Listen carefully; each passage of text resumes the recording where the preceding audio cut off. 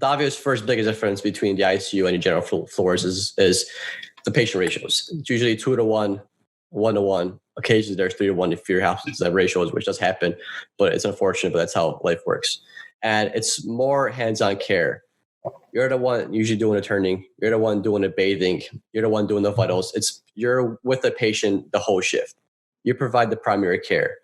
You do the times. You know how the patient reacts when you turn them to the left side. You know how they react when you turn them to the right side.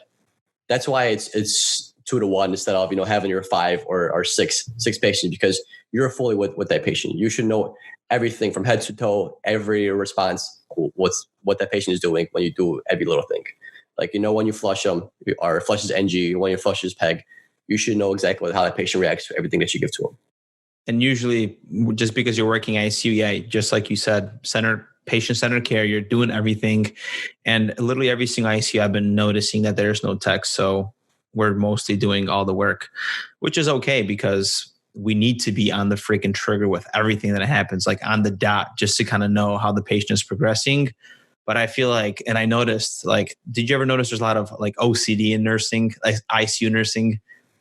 Yeah, there definitely is. I know I'm not the most neat person when it comes to the layout of the room, but I know some day shift nurses are. I mean, I'm pretty decent, but there's some nurses that are more OCD than I am about how the room looks. And I mean, I know everything is at each moment. It just doesn't look as organized as somebody else's. So it's kind of interesting to see when you leave and you come back the next night and your room was like completely neat or completely organized in a different way, because you're only there for 12 hours and you kind of make that environment to your liking, but then next nurse comes and then they make that environment to her liking, and it kind of just goes back and forth. Yeah, and it happens all the time with like the littlest things. So when the shift starts, and we could talk about everything that we do, but one thing that I like to do is always look through like my lines, and I like to kind of like sometimes put them in the right spots. So if I have a patient that's on like specific pressors, I like to align my pressors a specific way. I always like to have leave always plugged in first, then like epinephrine, and then vaso or something. Just depends why citing it, but that gets into the nitty gritty. But that's one thing that I noticed that probably could change between shifts. Yeah, from my lines, if I mean like 3 drips isn't that hard to manage, but once you get into like 4, 5, 6, 7, things like that. But when I have a lot of drips going, I label the line itself. I take a white piece of paper. It's like a sticky. Oh, and just kind of put on the line. Yeah. So I put that on the line with the medication name, and then also on the channel where it's on a channel, I put another sticky. I put clear tape because it's so easy to pull off. I put clear tape and I write where that's going to. Is it going to the intro? Is it going to the RA? Is it going peripherally? Just so I don't got to keep looking, like I don't got to keep following the line. So the line tells me what medication is going through it without actually looking at the medications. And then just by looking at the pump, I know where each med is going. So I can always move stuff around real quick like that. Yeah, so I do it the same way, but now that since I work here in like San Diego, I'm not getting critical patients, man. Some of these ICU patients are like a joke, and it's unfortunate because I'm losing my skill, but I don't have to do that lately. Are you sure you want to say that? You want to knock on wood or anything? Because you're gonna have that night next time you go to work. People hear you talking shit, they're gonna crash on you now. I feel the energy. I'm manifesting an easy day, and look what's happening. It's gonna just hit me, possibly. So we're starting the day, right? As ICU nurses, Pete, we always have our meetings. Let's not forget that before we even start the shift, we get to hear about how the unit is doing the last fall. If there's different news of the week, right? We usually say a prayer sometimes, and sometimes we hear about all these patient scores, patient satisfactions. Tell your patient you do hourly rounding because these scores.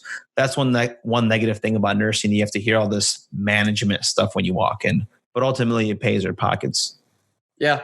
I mean, the meetings are the meetings. If I'm there for like 3 in a row, it gets repetitive. So I kind of tune out on like the last 2 nights. Like things don't really change too much if you're there for 3 in a row, but you should at least listen to the first day. Yeah, the first day, definitely. It's a little different here because I don't feel like I'm as completely part of the team fully, but I still kind of listen to everybody. And that's another thing I'm It's only been a month and I've been floating like 50% of the time. So I'm still trying to get used to my environment in the ICU. Like it doesn't feel like home yet. That's the only thing. Like I'm still like disassociated. I'm still that traveler. So I'm kind of getting there. So what's like the major difference between the ICU where you were at in Illinois versus the ICU where you're at currently? Well, the biggest difference is, of course, the brakes, right? When it comes to the equipment, the pumps are a little bit different. They don't take a lot of patients like carotid procedures. So it's a little bit of not of as aggressive ICU, I would say. But there's some patients that I've seen in like violent restraints. I'm like, whoa, I've never seen that here. So I'm getting a different taste of the ICU, which is cool. Yeah, that's actually really cool because I like getting a taste of all the different, I guess in Oakland, we had that one ICU, but it was cool getting a taste of different floors because I never did like a med surg or any kind of other floor like that. But I actually didn't really mind being floated. Everyone was so nice. Oakland Hospital is nice. So we're getting into the ICU. We had our meeting and now we're going to start our shift. So usually if you have time, you could sit down with your nurse and get a little bit of like a heads up, look at the chart. If not, go to the room is what you're supposed to do, guys, of course. And you're going to start getting a report and disease processes. You give your report, you find out a little bit about the patient. I'm not going to go into details of how I give a report because that's a little too much, another episode, right? And I like to always look at like notes first. That's like my thing, just to kind of figure out what the heck's going on. And the longer you're a nurse, you already could start puzzling the picture together and you don't have to read all the notes. You're like, okay, patient is for this. I'm going to expect that. And then I just go into orders. Is that how you kind of start your day? For me, yeah. For the most part, very similar to what you do. I get a report. I actually look at the MAR before I kind of look at notes. So usually get a report, look at my computer for a little bit, the MAR, notes, then I hop on in, do my assessment, do my line recs, and after that, just start passing meds. Also don't forget the nursing orders, if there's anything there, because the nurses do forget little details that, maybe you're supposed to restart tube feeds at 20 at 9 p.m. instead of restarting them at the goal at 40 or whatever. Just like little things like that there that aren't the most important thing in the world, but you also want to be able to take care of those kind of things, because even though it's not hugely important on their whole outlook, but you still want to give them nutrition, you still want to be safe because you don't want them to aspirate and things like that. You just gotta be mindful of what you're doing. You have two patients, you have one patient. Try to look a little bit more in detail and always try to go like a little bit of extra mile. Just do the stuff that you're supposed to. You don't have 6 patients. I know stuff gets busy. I know it gets crazy when someone's deteriorating, when someone's going to shit, but at least try to do everything that you can to your best of your ability. I'm actually very OCD about that beginning of my shift. Like I'll look into the orders and I'm going to find out exactly everything, the rates, what I have to give. I'm going to look at labs right away just to see if I have to be careful for everything. And after I get that, orders, labs, I'll go do my assessment. I'll look at the tubings, making sure everything is good. And that assessment is priority because then I know the main thing that's going on with the patient. So then I'll prioritize that assessment for like the next 12 hours to kind of take a peek at it. Patient comes in for something related to respiratory. I'm going to prioritize that system for the whole entire night. And yes. Of course, yeah. And don't forget about the one thing that really, pisses me off is when people put too much volume in the pumps. So check your drips, make sure there's enough volume, because when that shit goes dry, it's the most annoying thing in the world, especially if you have 6, 7 drips going on and it's Y-sided. And then the one that went dry is the one that was being Y-sided. And now you got to be quick because that thing's a pressure, it's going to drop real quick.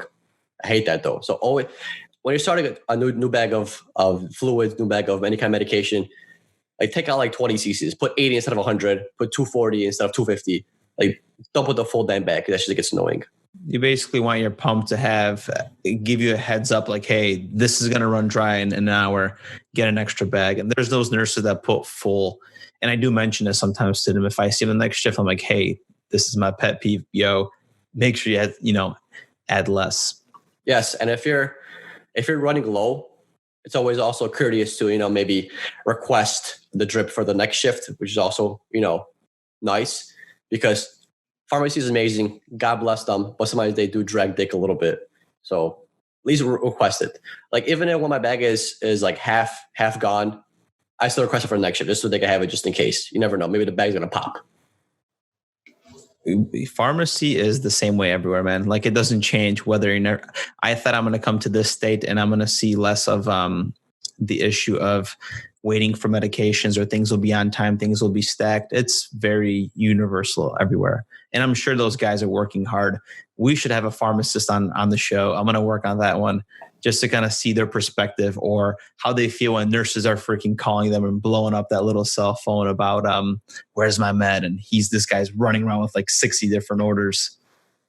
Yeah, I love pharmacy. They're amazing individuals, amazing people, and I know that in our shoes it seems like it's taking forever, but you got to realize that there's one pharmacy and you got the whole hospital to cover. And sometimes these medications, they got to mix them, which sometimes takes like an hour. That's why it was good to request it earlier. But God bless their souls. I like pharmacy. They've been cool. I haven't had an issue with them. If my drip's not there in an hour, I call them, hey, what's going on? Maybe they're just saying, yeah, we're tubing it right now. They tube it. Maybe they forgot. Just remind them. Because pharmacists, don't yell at your pharmacist. Don't get angry, because one day you're going to have a question with pharmacy. You're going to look up your drips and you're going to see which one's compatible. And guess what? Computer says that not tested. Well, shit, it's not tested. So what do you do now? You're going to call a pharmacist. And you don't want the pharmacist to be like, I don't know. You actually want them to take the effort and actually look it up on their end, see if it's any different. Definitely. Maintain those relationships, guys. I'm yet to explore which pharmacist I work with in my shifts.